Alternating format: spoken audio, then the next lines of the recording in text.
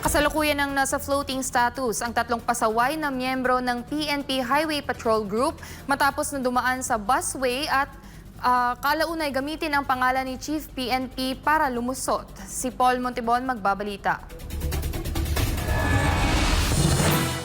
Sa panayam ng media kay PNP Highway Patrol Group spokesperson Lieutenant Dane Galang, tiniyak nito ang pagkakasibak sa pwesto sa tatlong miyembro ng Highway Patrol Group kasunod ng tahasang paggamit ng busway sa kabila ng hindi otorisadong pagdaan dito. Nangyari ito noong February 7, araw ng Biyernes, nang makunan ng video ang tatlong magkakahiwalay na insidente ng paglabag sa tatlong HPG officers sa operasyon ng enforcers mula sa Department of Transportation Special Action and Intelligence Committee for Transportation. Batay sa DOTR Site Incident Report, isang convoy ang gumamit ng busway na may hagad na HPG na sinasabing may sakay na isang high-ranking PNP HPG official. Ayon pa sa pagsalita ng DOTR Site, minumura pa raw ang traffic enforcer na pumara sa convoy. Nilinaw naman ni PNP spokesperson at concurrent PRO3 Director Police Brigadier General Jean Fajardo na walang kautusan ang PNP na ipahinto ang traffic enforcement ng DOTR Site sa EDSA. Ani Fajardo, personal na opinion lang anya ito ng HPG member at walang kinalaman ang buong operasyon dito. Bagamat may mga rekomendasyon ng PNP sa DOTR para mapaganda pa ang daloy ng trapiko sa kahabaan ng EDSA. Sa huli, naniniwala ang pamunuan ng Highway Patrol Group na hindi ang bagong hepe nito ang sinasabing mataas na opisyal na sakay ng convoy, pero tiniyak nila na tukoy na ang pagkakakilanlan ng lahat ng mga tao na sangkot sa insidente. Iginit na rin ng DOTR na walang jurisdiksyon ng PNP o kahit ang pinuno nito na makialam o ipatigil ang kanilang operasyon sa kalsada, partikular na sa busway, dahil proyekto nila ito. Para sa Diyos at sa Pilipinas kong mahal, nag-uulat Paul Montebon,